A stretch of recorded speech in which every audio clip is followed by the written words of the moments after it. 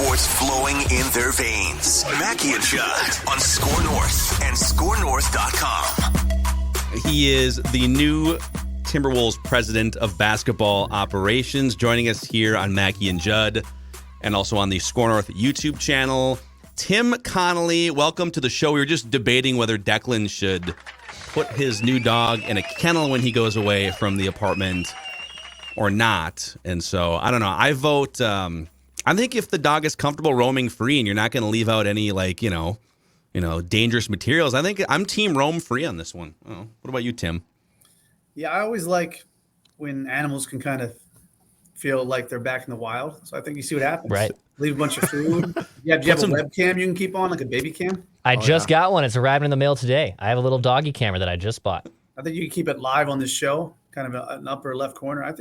I love that idea. Yeah. Then, if the things we're talking about are boring, at least people can stay and watch the dog roaming around the house. Right. PETA might call you, but you got to roll the dice sometimes. Yeah. Exactly. 100% right. I like that. Yep.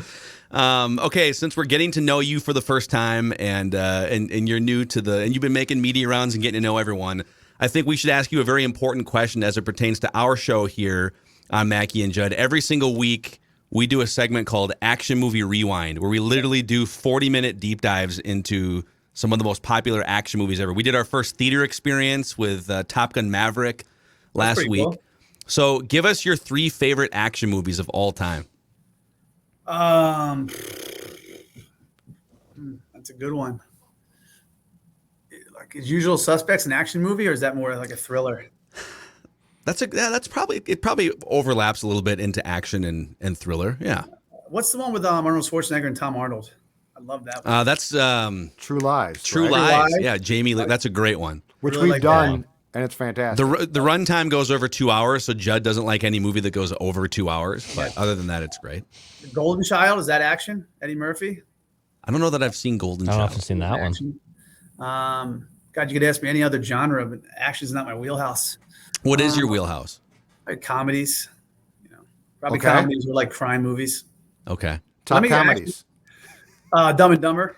Yeah. Okay. The Jerk, Brewster's Millions. Probably those 3 jump out pretty good. The Jerk's a great old school one. Yeah. Oh God, they should remake Brewster's Millions. Right? That's an easy remake.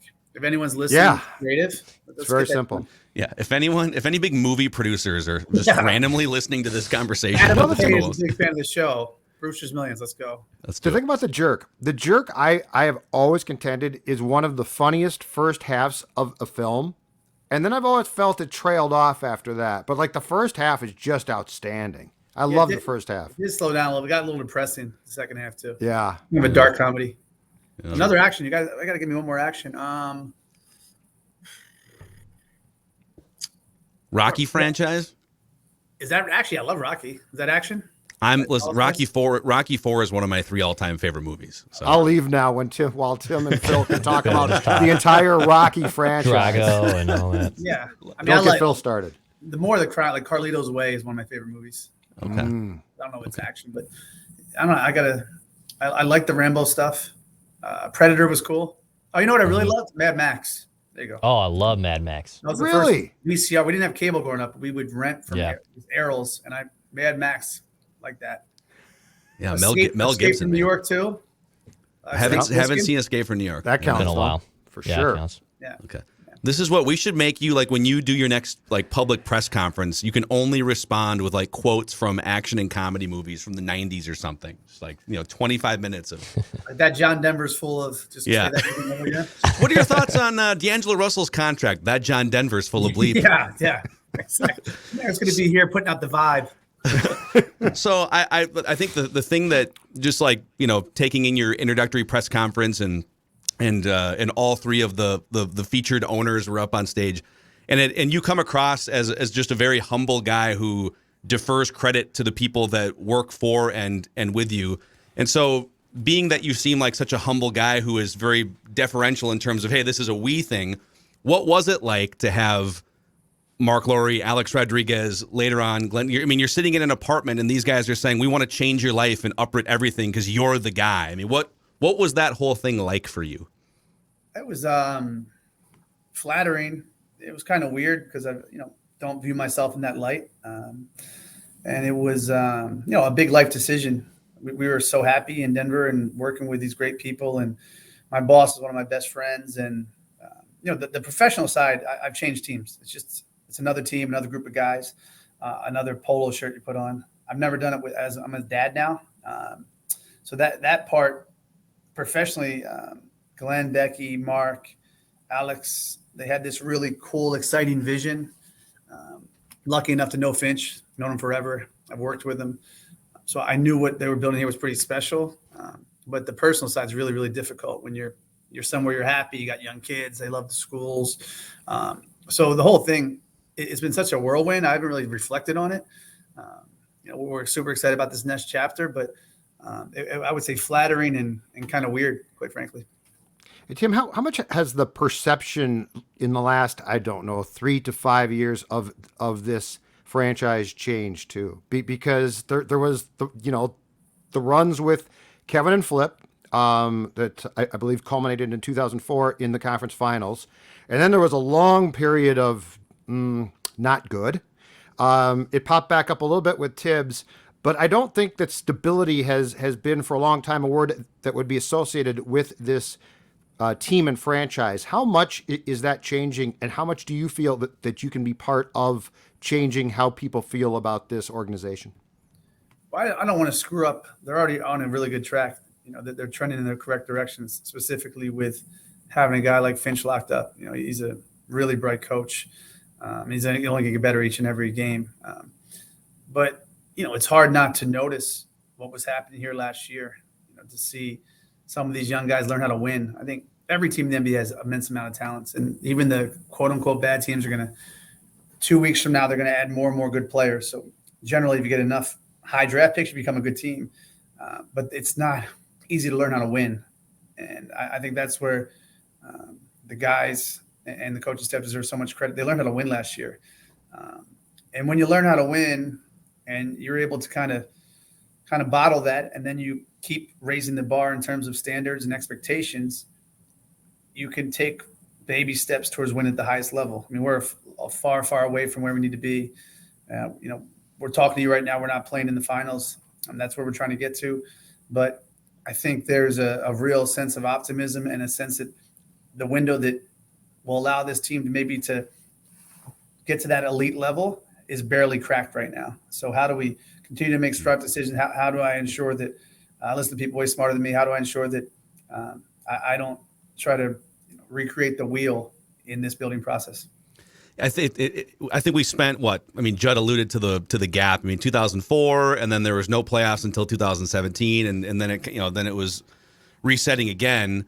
And so you spend all of this time as a franchise, and Glenn has overseen all of this, and the fans have been part of it, trying to get to that first step, which is just get back above 500 and then make the playoffs, and boom. And then Finch was talking about this in sort of the exit interview after the season, saying, well, now there's another step. Okay, that step took, X amount of years to get to, but then there's the play in early June step or play games in late May step. How much wider is that gap when you're trying to go from, a team that struggles to make the playoffs to making the playoffs, but then once you're in the playoffs and you're fighting to climb up the Western Conference ladder to actually contending? What's the difference in those two gaps? I think it's probably the hardest one because you're at the big table now. You're at the high blind table where you're not competing with everyone trying to get to the door, essentially. You're competing with teams that have been there and won numerous playoff series, teams that won championships. If you look at the complexion of the Western Conference, next year it could be as good a conference as we've ever seen, with a fully healthy Clippers team, with a New Orleans team that made a great midseason acquisition, with a healthy Denver team. So it's, we have to be very aware of where we are and how we can hold our spot and improve upon our spot. We have to be, strategic in when we put all our chips on the table. We know success isn't always linear. Look at Golden State, obviously. They're a dynasty. The last couple of years, they haven't been in the playoffs. You look at a team like Boston early in the season, it was a team that was kind of universally criticized, and there's questions that team could work together, could play together. So there's no linear path to championships.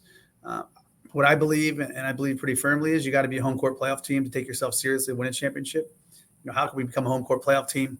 When can we become a home court playoff team? And how can we stay there?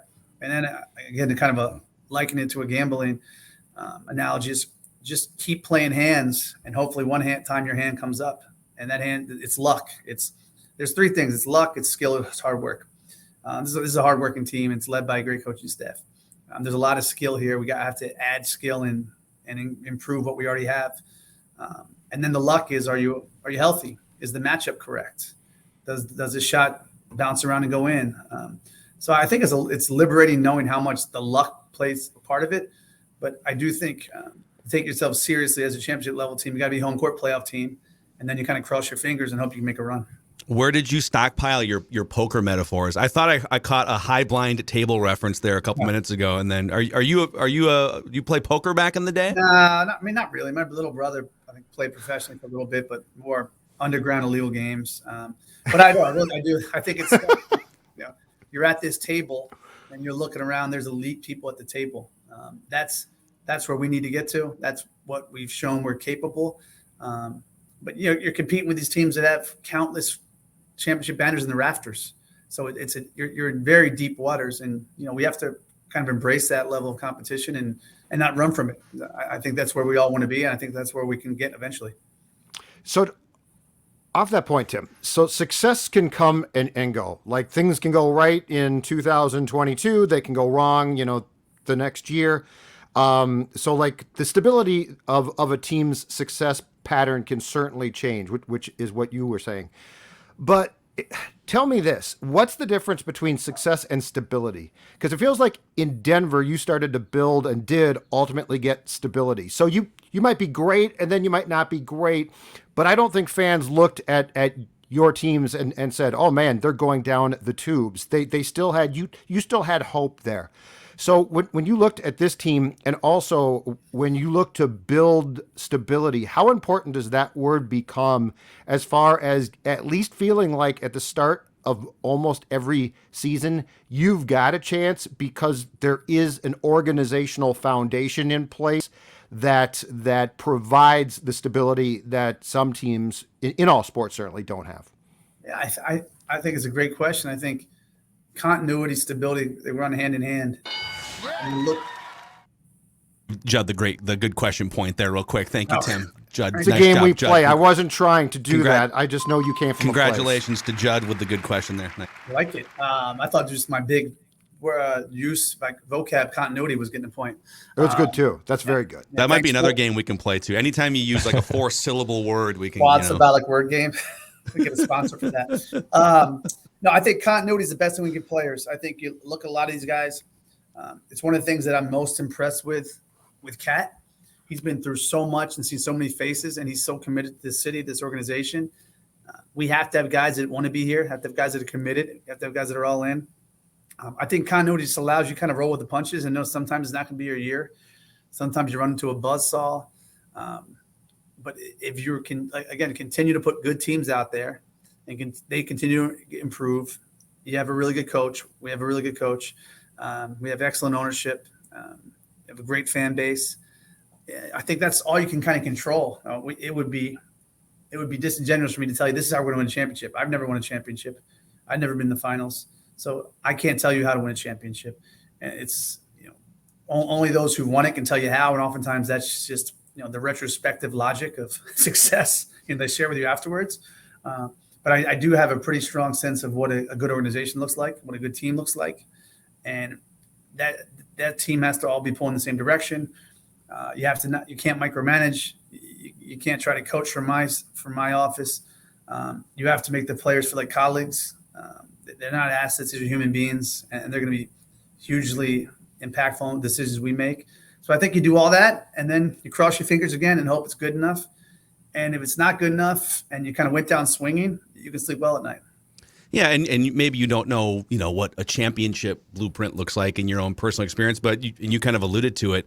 You must have some core pillars or tenets or things that you say, okay, this, and this. I mean, like Alex Rodriguez and Mark Lowry talk about wanting to set up the core values for the organization from a 30,000-foot level. Do you have those sort of core tenets of, obviously having Michael Jordan in the 90s is a nice core tenant, but like other than having that type of a player, which maybe Anthony Edwards can be, what are your core pillars and tenets for, okay, this is what it could look like on a championship level? I think you have to have self-committed guys. I think it's hard enough to win if you can't beg them to work. You can't hold their hands to get them in the gym. I mean, young guys generally aren't going to have the same work ethic or routines that vets do, but they have to be at their core workers. They have to be obsessed with winning. They have to be obsessed with work. I've had the most success professionally, not just on the court, but with colleagues, with people who don't take themselves too seriously. I mean, let's be honest, it's a game. So the arrogance that some people project because of a game is hard to stomach. Get over yourself. We're not rocket scientists here. We put the ball on a rim. And then I think you have to be unbelievably transparent and honest and have any and all conversations with players, coaches, ownership, whether they're positive or negative, as long as they're consistent and consistently honest. And you're not trying to pull the wool over people's eyes. I think that goes a long way. Like trying to get these players to know the players presently, you can't rush those relationships. You can't say, trust me. Trust is developed and it's lost in a second. So hopefully over the course of time, those relationships become kind of more real. And then once you have real relationships, I think it's really fun. It's fun to say, man, you were a mop tonight. Well, what was up? That guy worked you. And it's really fun to say, I'm so proud of you. What a great game. But I don't think you can have those conversations until you have sincere relationships. So I think that's the part I'm pretty convicted about. That's the part that generally professionally and personally I've had the most success with. I don't think you should take the game too seriously, too, because you can start being governed by fear. I think it's kind of liberating to know how little that we all control. Think of our sport. It's on next Thursday, some teams' whole professional arc's going to change because of how the lottery balls went a couple weeks ago. Yeah, it's hard to take yourself too seriously when lottery balls can make you really smart or really dumb. And we want to be. This sounds cheesy, but I mean it. Like, I want to be reflective of the city and the state. It was really fun in Denver. The city was growing. It was kind of quirky, kind of funky, and I thought our team kind of was reflective of that. So you want to be proud to wear T-Wolves gear. You want to be, you want to make, we all grew up as fans. You want to have the 9, 10, 11 guys and girls be proud to cheer for the team. So that's super hokey, super cheesy, but I really believe it all.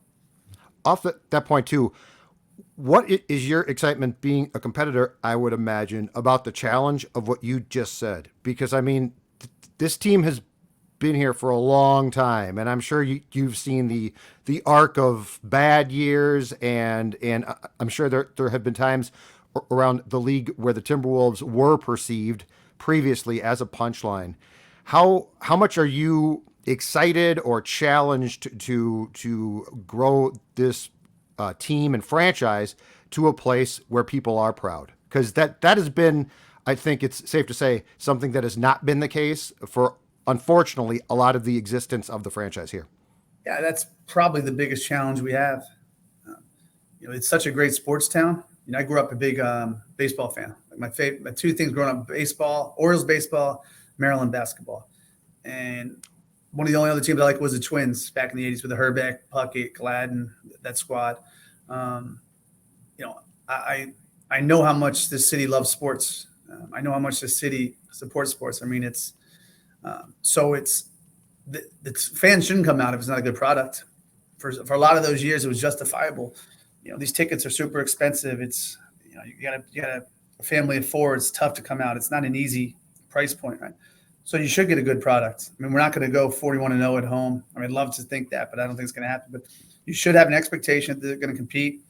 They're going to play as hard as they can. There's a level of talent that allows them to win more games they lose. It's going to be well run. I mean, Finchy's going to have a well run team. It's going to be entertainment. I think our game ops people do a really good job. So I think that's, we're at this place largely. It was a reality that we created. We have to change that reality. And again, I'm a fan. I don't want to go see the Ravens play if they're not consistently in the playoffs or not playing hard enough, or they're not playing a compelling brand of football. So the standard has to be high because the league standard is so high. And I think that is a really exciting part. That's the part that I think we can it's already changed. Your playoff atmosphere was fantastic. We played here late in the season. It was the Nuggets played here late in the season. It was fantastic. Yeah. So it's all there. It's just, and the last couple of years have been especially hard with COVID, and it hasn't been easy to be a fan. You know, everyone's going through something different. It hasn't been an easy time for anybody. So, but when I look at a 20-year-old Anthony Edwards, it's hard not to get excited. And I would put him against anybody else in the league right now in terms of young guys who are just scratching the surface. And you see the success Cat had and D'Lo and McDaniel's emergence, Beasley's shot making, obviously Beverly and Prince, the veteran leadership they brought. It's a pretty exciting time. So, again, I can't screw up that momentum, but I think if we put a really good product out there and we win more games than we lose, I trust the fans are going to be there and they'll be proud of what they watch. And we'd love to do this again sometime. We want to be respectful of your time. We've already kept you for 20 minutes. So just last thing on Anthony Edwards. Cat has been this unicorn big man, and he's been the best player on this team for a few years and will likely be around for more years to come. Anthony Edwards just feels like from his personality to the way that his game has evolved, it just feels like this whole thing is kind of his for the future, that this is becoming his team in a lot of ways. What can you tell the fans about what you see from your perspective, from a scouting perspective, front office perspective, of what he can wind up being, besides a great actor, by the way, which we saw that trailer come out today, and Adam Sandler praising him. What do you see from your perspective? The coolest thing I see is just how real he is. I love how sincere he is, and I love guys that play with a smile and have fun with the media. Again, this is not life or death. If the worst thing they can say about me is I was a bad NBA executive, I think I'll be okay. As long as and he really understands that it's such a hypersensitive time right now, especially with social media. With these guys, like it used to be 15 years ago, you went on a 3-7 stretch, there'd be a bad article written in the paper. You have a bad 2 minutes now, the game's over, and there's 2,000 people saying you suck. And he doesn't seem like he cares, which is awesome. So it's our job to make sure he never loses that joy. It is a game. You're supposed to have fun. You can smile. It is sports and entertainment. We can't forget about the entertainment part. And then it's also our job to hold him to the highest of high standards because he has such an unlimited ceiling. And if we allow him to skip steps, if we coddle him, if we don't challenge him, he's not going to reach where we think he can get. And we think he can get to a spot that very few people in this league get to. Yeah. Great stuff, man. Hey, thanks for coming on, Tim. We appreciate it. Good to meet you. Welcome to the Twin Cities and the Timberwolves, and we'd love to do it again sometime. You have a really cool wall. You have the little honeycomb wall behind you. It's pretty cool. I'm actually in a spaceship right now. I'm just sort of orbiting Earth is what's happening up here. You and Elon, huh? Yes. We're strategizing. I'm the CEO of Timberwolves Twitter and Vikings Twitter, and he's going to be my boss actually when he buys Twitter here soon. All right. I would not be holding my breath for that purchase. No. Yeah, that seems like it's on. I think you're right about that. Now. Yeah. I love how Elon, when it comes down to it, we're all just kind of curious. So how many fake accounts and bots and trolls are out there? And, and he finally asked the question. They said, we can't give you the information. All right, then I'm not going to give you $50 a share. Sorry. Yeah. I'm not interested in Twitter either. Well, thanks for having me, guys. It was really fun. Hope to meet you guys in person. Tim Connelly, President of Basketball Operations. I'm Mackey and Judd.